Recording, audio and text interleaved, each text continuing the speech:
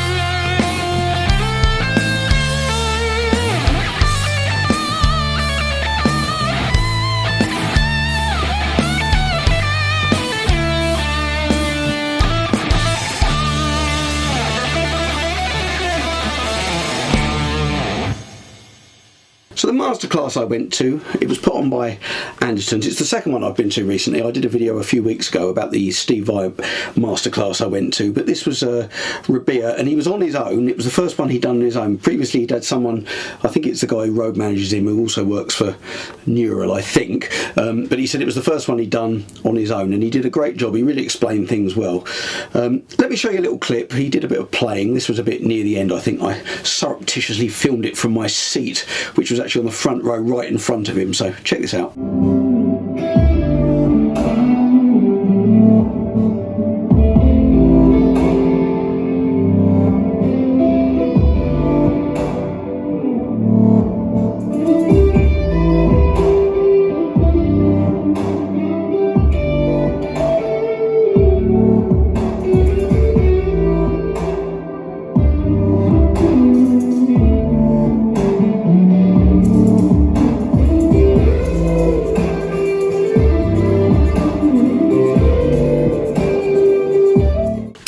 As I say, he really explained things well. He presented it very well. Now, my only criticism of this event, and it was the same at the Steve Vai one actually, possibly because I was right in the front row, but it actually wasn't a particularly good sound.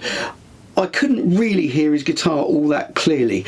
I was sat right at the front, and the kind of line array PA was kind of above me, and it was very indistinct. I couldn't really hear what was going on. It was the same with the Steve Vai one, which was at a different venue. And what was really noticeable, halfway through, Rabea demonstrated how he used the Quad Cortex into his amp in various different ways. He might use the Quad Cortex into the front of the amp, or he might use the preamp in the Quad Cortex into the power amp section of the amp.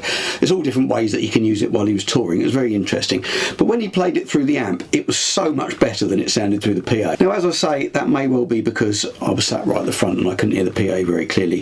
If I was sat where the sound man was, it might have sounded great, but from where I was, the amp blew away the Quad Cortex through the PA, which is a bit disappointing because whenever I use the Quad Cortex, I plug it straight into the PA. Anyway, I don't profess to be much of an expert on this, but I do know my way around it, so it was pretty useful. And there's a lot of stuff that he covered which I did already know, which I would hope I did, as I've been using this for a few years now, and I've done some videos on it.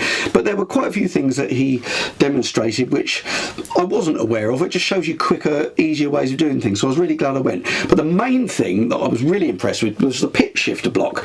Now, I didn't know about the pitch shifter block. Well, I did know about it, but I didn't realise that you could actually use it polyphonically. It's really clever. The way Rabea uses it, when he's doing some of these real drop heavy tunings, he can just, instead of having to retune the guitar, or as he said, take more guitars on the road with him that are set up with that tuning, he just hits the Quad Cortex with the pitch shifter tuned down however many semitones he wants, and he gets the sound he wants, and it tracks polyphonically in real time. I mean, it's phenomenal when there's no noticeable latency. It got me to thinking. A few weeks ago I was going on holiday and I was looking at getting one of those Steinberger headless bodiless guitars to take, because I could just sort of stick it in a suitcase or something. But in the end I didn't get one, but I did go down a rabbit hole looking about when Eddie Van Halen used one. The reason he used one is it had the trans-trem system on. Now the new ones don't have that. They're only about 350 quid, the new ones. They're owned by Gibson now, Steinberger, but they don't have the trans-trem on. If you want to get one with a trans-trem, you've got to get a vintage one which costs several £1,000s. So I thought, well, that's a bit of a shame. A couple of songs that I really like on Van Halen's 5150 album, he's using the trans-trem, one of them being Summer Nights, which that track that I played earlier was based on. Now the trans-trem system is a bit like having a capo. It somehow manages to, if you bend the strings with the tremolo arm, it keeps them all in tune, it back bends them all accurately, and you can lock it in place. And on the Van Halen track, he starts off and he's got it locked as if he's got a capo on the 3rd fret, if you listen. So he's playing open G, D and A chords, but they sound like a B flat, F and C chord. And it made me think, hang on a minute, I can use the pitch shifter block on this to do the same thing. So let me show you how I've got this set up. So here we go. This is how I've got the pitch shifter set up. I've got it set up to sharpen by 3 semitones, so that's like putting the cap on the 3rd fret, and I've got the mix at 100% so you can't hear any of the dry signal, because obviously that would sound a bit peculiar if you were hearing a minor 3rd all the way through in perfect harmony when you're playing chords. So that's just the way it's set up. And if you look here, I've actually got it at the end of this chain, which I think this was a download of a quite a good sounding Van Halen preset, which had the pitch shift at the end, so you could do it in E flat, and it was slightly tuned like 11 cents sharp as well or something, so it was in the right pitch for doing eruption or something like that. Anyway, so that's what I use, but that's oh, let's turn it on. That's how I've got it set up. Now on that track, I'm not generating the amp sounds etc with the Quad Cortex. I wasn't really getting much success out of this, and after I finished I realised the problem was, I think I'd put the pitch shifter block at the end of the chain, which was a very silly thing to do because it meant that the amp was going into it and it kind of pitch shifted the sound of the amp up, so the amp sounded all harmonic and nice up high, and then all the sound dropped out as I turned the pitch shifter off. So I've actually used, which I've used on several of my videos with my EVH Wolfgang guitar, I use the early Edward sound. So what I actually used was the early Edward sound in Guitar Rig 6, which I think sounds great. Right, I'm going to leave you with the same track that I played at the beginning.